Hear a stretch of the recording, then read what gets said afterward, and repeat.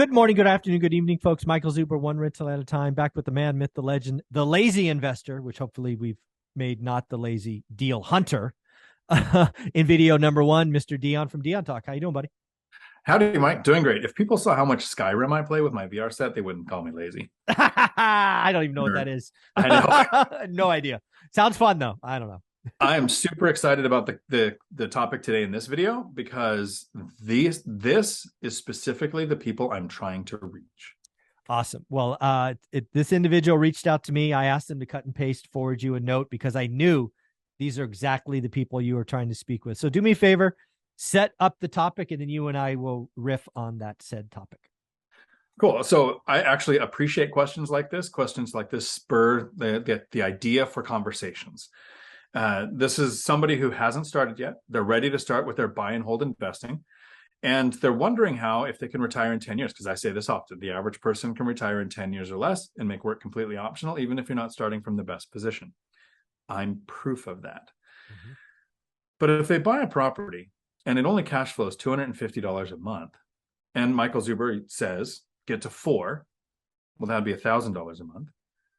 How do you retire? What am I missing? So this is a really politely, correctly worded question saying, first it was, hey, do you have a video that explains this? Like, instead of taking the time to answer me, which I then did with a book, basically, because I want to help this person. That's the questions we're looking for. Yeah. How does this work? How is it worth it if it's only $250 a door? Yeah. So let's dig in. Again, these are the people we're trying to help. They're trying to get in. They're trying to see it. This is actually a math formula that a lot of people get wrong, right? Whether it's 250 or 200 or 400 or whatever the number is, they take that number and go, hey, I need 10 grand, so I must need 40 properties. And the answer is you need nothing close to 40 properties. Dion is living proof of that. Yeah, there's two base, and there's probably dozens, but there's two routes that I've looked at the most. Recycling cash flow. So that 250 that's coming in every month gets added to the savings. But 250 for a property means that they're looking at investing the way Millennial Mike does, at a distance, in a very low cost of living area. Where you're going to get that? In my area, just the first house hack added $1,200 to my savings every month. And then each property after that's been around $400 a unit. So a duplex was $800 a month. So the higher the cost of living, the more impact per property. Mm-hmm. The second thing that I think the person is missing here is that's year one. Yeah. Right. And I had an awesome conversation with a friend of mine the other day. We were talking about cash flow, and she had focused on cash return. And casually she mentioned, yeah, but my property went up like $60,000. So I have a net worth of $60,000. And I got to explain to her what an internal rate of return was. IRR, yeah. So a lot of us are looking at cash flow to look at next year. So that $250 a month is, $3,000. $3,000 in a year. Thank you. You're as fast as Matt on that one. Right. But that's just cash flow. Mm-hmm. In a year, you'll be able, so I wouldn't use internal rate of return to project the future because appreciation is too much of a gamble. You don't know. Mm-hmm. But in a year, we'll be able to look back like we can right now at a 20 to 30% appreciation rate in most markets. So I looked at my friend and said, okay, so you've got the appreciation, you've experienced principal pay down. Your down payment is in the property. So this was the first property. So they weren't using that in their calculation. And I was able to explain, like, your net worth is almost $200,000 from one property in 1 year. And that's what's missing here. So $250 a month is great. Cash flow first year will go up. Generally, rents increase and property taxes and insurance don't increase as fast. Mm-hmm. But you have appreciation, which you don't invest for, but you benefit from. Mm-hmm. You have principal pay down every single month that's being paid down.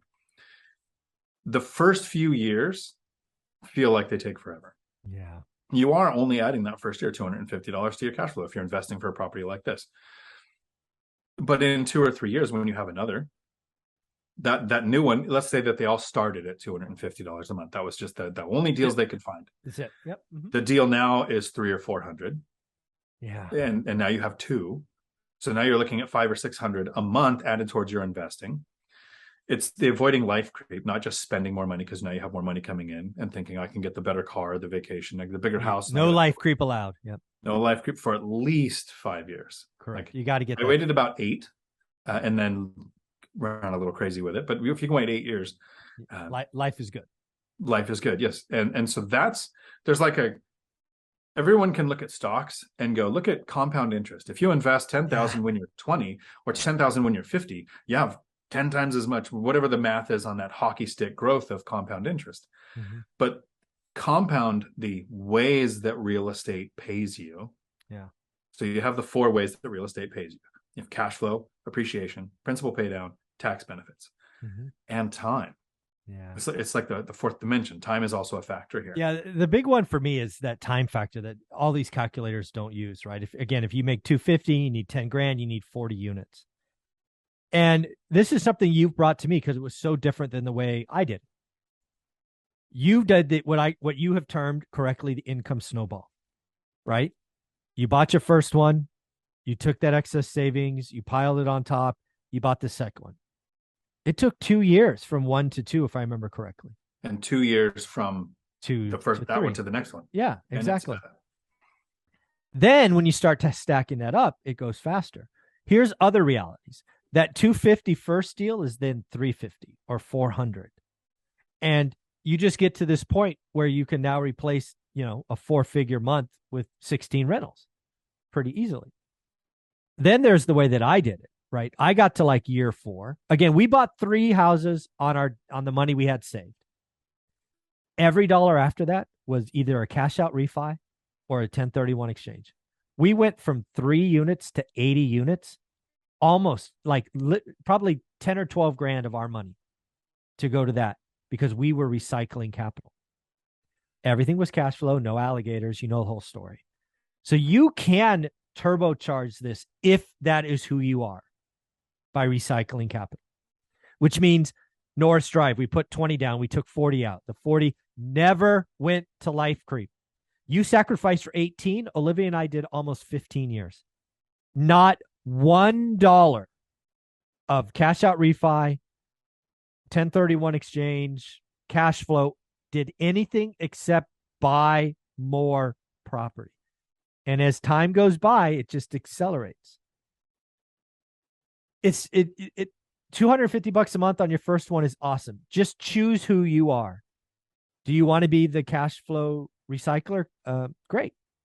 Do you want to kind of step on the gas and do some cash out refis and add more leverage and more risk?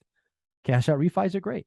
We're now sitting in a portfolio of nearly 200 units, not a penny of our own money in the deal. That's a pretty cool feeling. Yeah, that's why I was hoping that this would be a topic we would both cover, because the recycling capital method, it's exponentially faster. It adds units quicker. But it still takes 3 years to start, right? That is the key. Either strategy.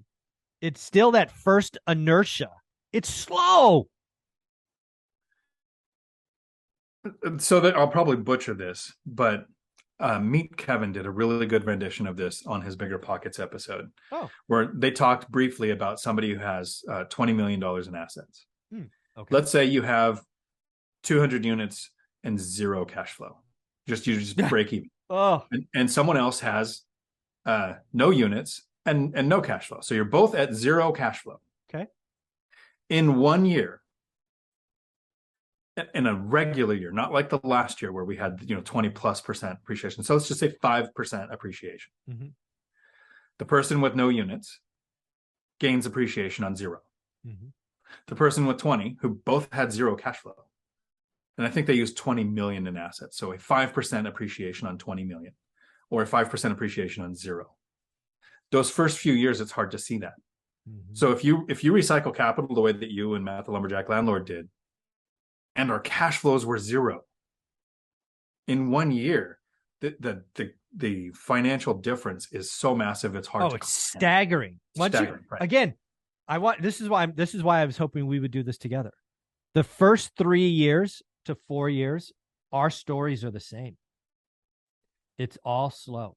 And then the question becomes, do you want to jump on the gas, or are you comfortable just stacking a couple of units? And there's not a right or a wrong way. I want people to realize that Dion reached his financial goal in 8 years. It took Olivia and I 15.